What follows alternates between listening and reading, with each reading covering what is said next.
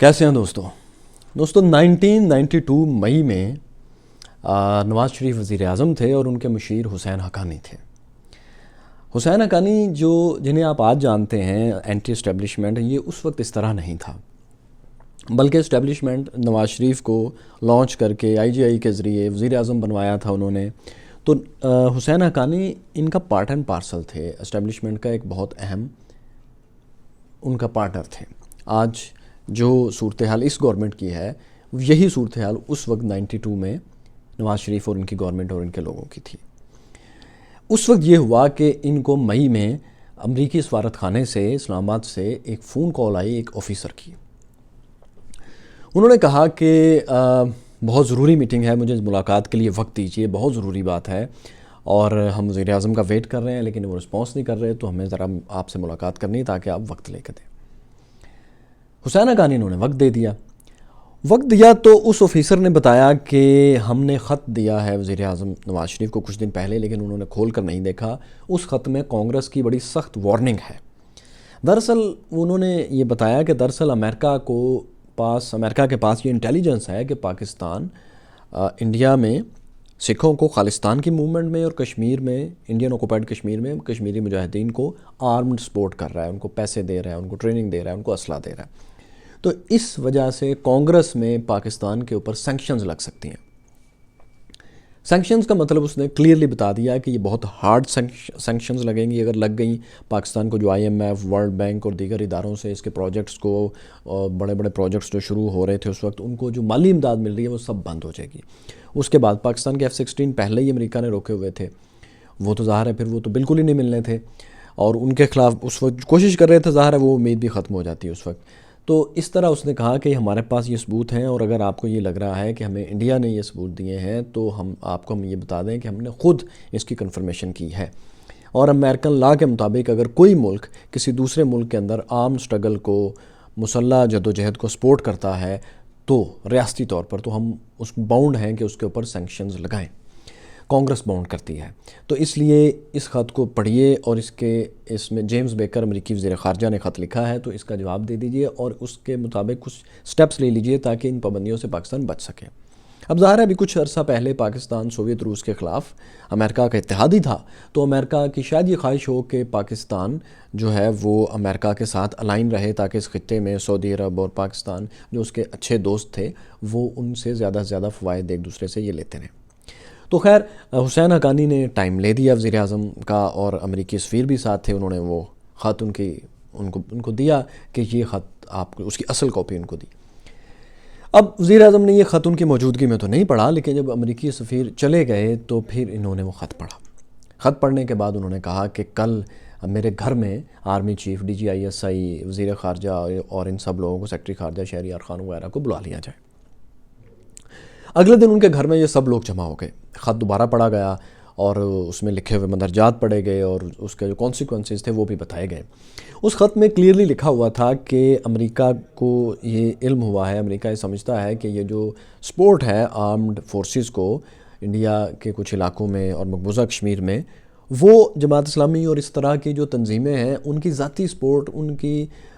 کی اپنی سپورٹ نہیں ہے، بلکہ یہ جو صدر، وزیر اعظم اور آرمی چیف کے انڈر ادارے آتے ہیں سرکاری سطح پر، وہاں سے سپورٹ آ رہی ہے۔ اس خط میں تھوڑا سا ٹلٹ پاکستان کی حمایت میں یہ تھا کہ یہ جو مدد آ رہی ہے یہ ہم نہیں سمجھتے کہ یہ پاکستان کی اسٹیٹ کی پالیسی کے تحت آ رہی ہے، لیکن شاید یہ ایسا ہے کہ کچھ لوگ اپنے طور پر ان اسٹیٹس میں بیٹھے ہوئے، ان اداروں میں بیٹھے ہوئے خود مدد کر رہے ہیں۔ تو اب وزیر اعظم نے اس خط کو اور اس کے کانسیکوینسز سب کو بتانے کے بعد ایک ڈبیٹ شروع کروانا چاہیے۔ اس ڈبیٹ سے شروع ہونے سے پہلے وزیر اعظم کی ایک خاص عادت ہے کہ وہ کچھ اس طرح کی ڈبیٹ سے پہلے اپنے مائنڈ کو فوکس کرنے کے لیے کچھ کھانے کے لیے منگواتے ہیں جو اس وقت ان کا دل چاہ رہا ہو۔ تو انہوں نے کچھ بسکٹ، پیٹیز وغیرہ کچھ ایسی چیزیں منگوا لی۔ اس کے بعد انہوں نے کہا ہاں جی آپ اس خط پہ سب اپنی اپنی رائے دیجیے۔ اب یہ ظاہر ہے اگر یہ ہو رہا تھا تو جو D G I S I general Javed Nasir تھے انہیں پر بات آنا تھی، تو وہ سب سے پہلے کھڑے ہو گئے۔ انہوں نے زور و شور سے، لمبی ان کی داڑھی تھی اور ظاہر آئی ایس آئی میں تھے تو سول کپڑوں میں تھے، اور اب اس کے بعد آپ کو پتہ ہے وہ تبلیغی جماعت میں چلے گئے تھے، تو وہ انہوں نے کھڑے ہو کے زبردست قسم کی بلند و بانگ، اتنا لمبا چوڑا قد تھا ان کا، تو انہوں نے تقریر شروع کر دی کہ یہ سب یہود و ہنود کی سازش ہے اور امریکہ کو، امریکن اسٹیبلشمنٹ کو انہوں نے ہمارے خلاف کر دیا ہے، ہندوؤں نے اور یہودیوں نے مل کے ہمارے خلاف کر دیا ہے، اور ورنہ تو ہم امریکہ کو تو ہم سے پرابلم نہیں ہونا چاہیے، کیونکہ ISI کے CIA کے ساتھ بہت اچھے تعلقات ہیں۔ ابھی سوویت روس کے خلاف ہم نے ان کے ساتھ مل کر بڑی اچھی جنگ لڑی ہے، سوویت روس کو ہرایا ہے، تو ہم اور سعودی عرب ان کے بڑے اہم اتحادی ہیں اس گریٹر مڈل ایسٹ میں۔ اب جنرل جاوید ناصر نے کہا کہ امریکہ ہمارے خلاف کوئی ایکشن نہیں لے سکتا، کیونکہ ہم اور سعودی عرب ان کے بہت اہم اتحادی ہیں،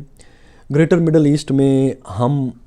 امریکہ کے ساتھ ہیں، لہٰذا امریکہ ہمارے خلاف اتنی آسانی سے کوئی پابندیاں نہیں لگا سکتا، اس کا اپنا نقصان ہو جائے گا۔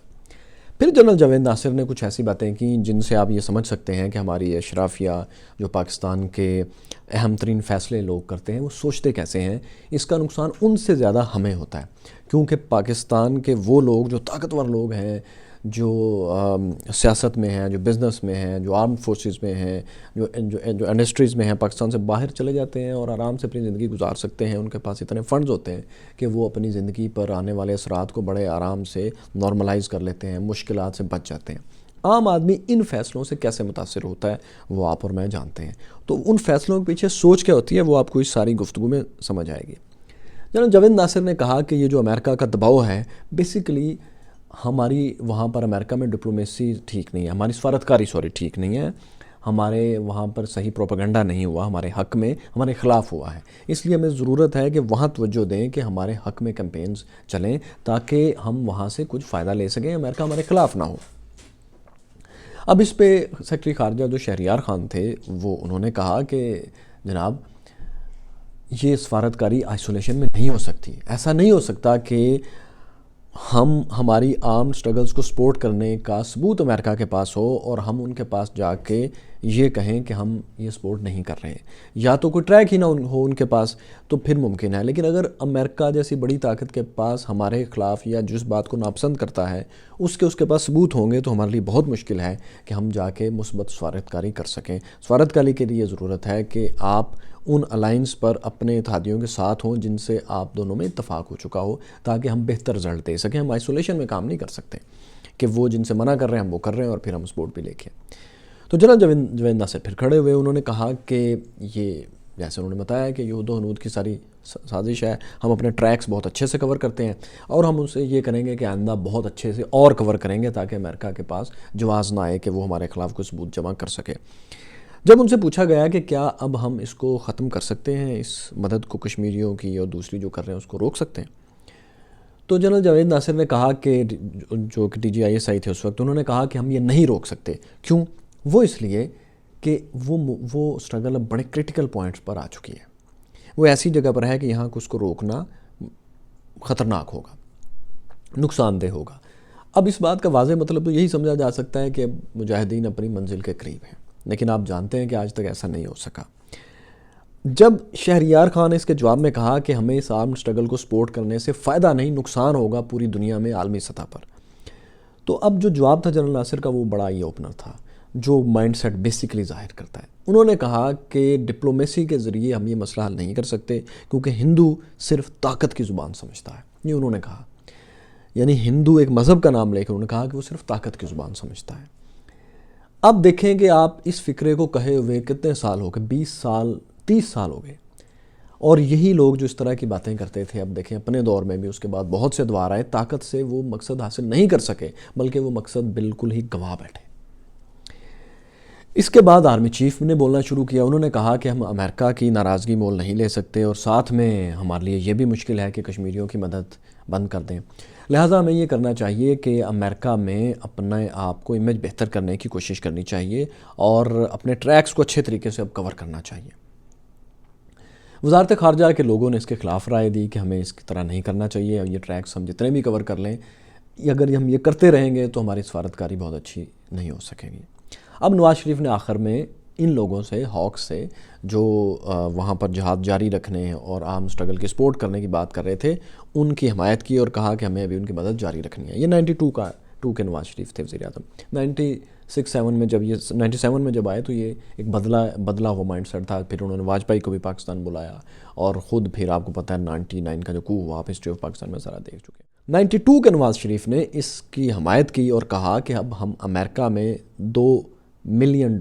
کے فنڈ سے اپنی حمایت میں لابنگ کروائیں گے۔ نواز شریف نے یہ کہا کہ امریکہ میں ہر وقت بہت سے لوگ ایک دوسرے کے خلاف لابیز کام کر رہی ہوتی ہیں، تو اگر ایک سیاستدانوں کا ایک گروپ اگر ہمارے خلاف ہے تو ہمیں جو دوسرا جو ان کے خلاف ہے ہمیں ان کی سپورٹ لینی چاہیے، تاکہ وہ اپنی مخالفت میں ہماری سپورٹ کریں۔ تو ہر وقت ایک گروپ ہوگا جو ایک گروپ کے خلاف ہوگا، تو ہمیں ان کی مدد ہر وقت حاصل کر لینی چاہیے۔ اس طرح ہر وقت کوئی نہ کوئی وہاں ہمارے حمایتی بھی رہے گا، خلاف بھی رہے گا، تو ہم ان کو اچھے طریقے سے استعمال کر لیں گے۔ یہ ایک سیاسی بات تھی، تو یہ انہوں نے کہا، انہوں نے اس کو سپورٹ کیا۔ لیکن اس میں جو کی پوائنٹ ہے کہ وہ لوگ جو یہ کہتے تھے کہ یہ لوگ صرف طاقت کی زبان سمجھتے ہیں اور ہم انہیں طاقت کی زبان سمجھائیں گے، وہ آپ کو پتہ ہے کہ نہ وہ طاقت کی زبان سے خالصتان لے سکے، نہ کشمیر لے سکے، نہ کارگل لے سکے، اور اس کے بعد اب آپ کو پتہ ہے کشمیر کا جو کاز تھا وہ اس طرح سے مودی کے دور میں چلا گیا ہے کہ اب شاید بہت مشکل ہو۔ انڈیا نے جس طرح اسے اپنا پارٹ بنا لیا ہے، اور جیسے پاکستان کے اندر بھی ایسی آوازیں سننے کو ملتی ہیں کہ اب نارملائز ہونا چاہیے، تو اب وہ سٹرگل کامیاب ہو سکے۔ وہ جو پہلے دن سے وزارت خارجہ کے لوگ اور بہت سے سنجیدہ حلقے بات کہہ رہے تھے کہ ہمیں کشمیریوں کی حمایت انسانی بنیادوں پر سفارتکاری سے اور سیاسی انداز سے لڑنی چاہیے، وہ درست ثابت ہوئے، اور وہ سوچ غلط ثابت ہوئی، بلکہ اس کا بے پناہ جو نقصان ہوا، لوگوں کی جانیں گئیں، المیوں نے جنم لیا، ان کا کون ذمہ دار؟ اب اسی طرح کا ایک اور واقعہ آپ کو بتائیں، وہ اس سے کچھ پہلے کا ہے، جس سے آپ کو پتہ لگے گا کہ اس کی لڑیاں کہاں جا کے ملتی ہیں۔ 71 کی بات ہے کہ مشرقی پاکستان میں آگ لگی ہوئی تھی، آپ کو پتہ ہے، وہاں ہمارے چند ہزار 30,000 کے قریب ہمارے اہلکار تھے، فوجی تھے، پیراملٹری فورسز، یہ وہ، اور وہاں پر ایک جنگ کا ماحول تھا، بارشیں بھی بہت تھیں، تو مشرقی پاکستان سے ملینز آف ریفیوجیز انڈیا جا رہے تھے۔ اندرا گاندھی وزیر اعظم تھیں۔ اندرا گاندھی مسلسل امریکہ میں خط لکھ رہی تھیں صدر نکسن کو کہ پاکستان سے ریفیوجی دھڑا دھڑ آ رہے ہیں، تو ہمارے پر بڑا بوجھ پڑ رہا ہے، تو آپ پاکستان کو سمجھائیں، وہاں جو انہوں نے آپریشن اور لڑائی کا ماحول بنایا ہوا ہے اس کو ختم کریں، ورنہ پھر ہمارے لیے مشکل ہوگا۔ مطلب اس کا یہ تھا کہ ہم پھر کچھ حملہ کریں گے۔ امریکی صدر نکسن اور ان کے مشیر جو تھے ہنری کسنجر، وہ ان دنوں پاکستان آئے ہوئے تھے، چائنا سے پاکستان تعلقات ان کے بنانے کے لیے خفیہ مدد کر رہا تھا ان کی، اور وہ یہاں پر آئے ہوئے تھے۔ یہ دونوں لوگ امریکن جو تھے، ہنری کسنجر اور امریکی صدر نکسن، یہ پاکستان کے حمایت میں تھے اس وقت، اور انڈیا کے اندرا گاندھی کے بارے میں بڑے سخت الفاظ، گالیاں دے کے بات کیا کرتے تھے۔ ان کی کتابوں میں وہ لکھی ہوئی ہیں، مجھے دہرانے کی ضرورت نہیں ہے، اندرا گاندھی کے لیے بہت زیادہ سخت الفاظ استعمال کیا کرتے تھے۔ تو انہوں نے کہا کہ ہنری کسنجر نے جنرل یاہیا کو، جو اس وقت مارشل لا ڈکٹیٹر تھے، صدر بھی تھے، ان کو سمجھایا کہ یہ ہو رہا ہے اور مجھے یقین ہے کہ اندرا گاندھی اس کا فائدہ لینے کی کوشش کریں گی، وہ حملہ کریں گی اور آپ کو نقصان پہنچائیں گی، آپ اس کے لیے کچھ کیجیے اور اپنے ریفیوجیز کو کسی طرح بھی اپیز کر کے ان کا مسئلہ حل کر کے ان کے واپس بلائیے۔ جنرل یاہیا نے کہا ہاں ٹھیک بات ہے، ہم اس کے اوپر کوشش کرتے ہیں، لیکن انڈیا سے ہمیں ڈرنے کی ضرورت نہیں، اس کو ہم سنبھال لیں گے۔ ہنری کسنجر کہتے ہیں کہ میں نے انہیں کہا کہ آپ کے 30,000 40,000 جو کچھ ہزار لوگ ہیں وہاں کی کروڑوں کی آبادی جو آپ کی حمایت میں زیادہ نہیں ہے، اور ساتھ اتنا بڑا انڈیا ہے، اس کے بعد اتنا اسلحہ ہے، اتنے جہاز ہیں، اتنے ٹینک ہیں، اتنی مطلب انہوں نے ایک سٹیٹس پیش کیے کہ اتنی ان کے پاس طاقت ہے، اتنی فوج ہے، آپ ان سے نہیں لڑ پائیں گے، اس لیے آپ اس بات کو بہت سیریس لیں، ہمیں نہیں لگتا کہ آپ اس کو جنگ کو اگر انڈیا نے حملہ کیا تو بچا پائیں گے آپ۔ یہ وہ دوسرا جملہ ہے جو سنانے کے لیے، ایک وہ جاوید ناصر کا، ایک یہ جس کے لیے میں نے یہ ویلاگ بنایا۔ جنرل یاہیا نے اور ان کی ٹیم نے جو ہنری کسنجر کو جواب دیا وہ انہوں نے لکھا ہے اپنے نوٹس میں۔ انہوں نے کہا کہ ان لوگوں نے مجھے کہا کہ ہنری کسنجر صاحب آپ کو سٹیٹس کا تو پتہ ہے، لیکن آپ کو یہ نہیں پتہ کہ تاریخ میں جب بھی مسلمان اور ہندو کی لڑائی ہوئی ہے تو مسلمان ہی جیتا ہے۔ پھر آپ دیکھ لیں یہ اس بات کے چند مہینوں بعد کون جیتا، کیا ہوا، کانسیکوینسز پھر جو خطرناک خوفناک حد تک ہم نے بھگتے اور اس کے وجوہات جو بھی تھیں، لیکن ان دونوں واقعات سے آپ یہ دیکھیں کہ کتنا شیلو اور کتنا ہلکا سوچتے ہیں وہ لوگ جو اہم ترین جگہوں پر بیٹھ کے ایسے فیصلے کرتے ہیں جن سے ان کی زندگی سے بہت زیادہ عام لوگوں کی، کروڑوں لوگوں کی زندگیاں متاثر ہو رہی ہوتی ہیں، لاجیکلی نہیں سوچتے۔ یہ دونوں واقعات سنانے کا آپ کو مقصد یہ ہے کہ آپ سمجھیں کہ وہ لوگ، ہماری اشرافیہ کے وہ لوگ جو فیصلہ کرتے ہیں پاکستان کی قسمت کا، تو وہ کن اسٹیریوٹائپس کو استعمال کر رہے ہوتے ہیں، اور اس کا نقصان کروڑوں لوگوں کو بھگتنا پڑتا ہے۔ ہمیں عوامی طور پر یہ دباؤ ہمیں بھی ڈالنا چاہیے کہ ہم ایسے فیصلے لینے کے لیے اپنے اشرافیہ کو اور اپنے سیاستدانوں کو دباؤ ڈالیں کہ وہ معاشی لحاظ سے فیصلے لیں جس سے پوری قوم کی اکانومی اوپر جائے گی، تو آپ اچھی سفارتکاری بھی کر سکیں گے، اپنا دفاع بھی اچھا کر سکیں گے۔ لیکن اگر ان اسٹیریوٹائپس میں رہیں گے کہ فلاں مذہب اور فلاں قوم اور فلاں لوگ تو ہمیشہ ہسٹری میں ہارے ہیں اور فلاں صرف طاقت کی زبان سمجھتا ہے، تو یہ آپ کو وقتی طور پر تو تھوڑا پرائیڈ دے گا، لیکن اس کے نتائج خوفناک ہوں گے، جیسے کہ آپ دیکھیں ان دونوں واقعات کے بعد ہوئے۔ دوستو، یہ تھا آج کا ویلاگ، اور امید ہے آپ کو پسند آیا ہوگا، اور اسٹے کیوریس، ویلاگ دیکھتے رہیں۔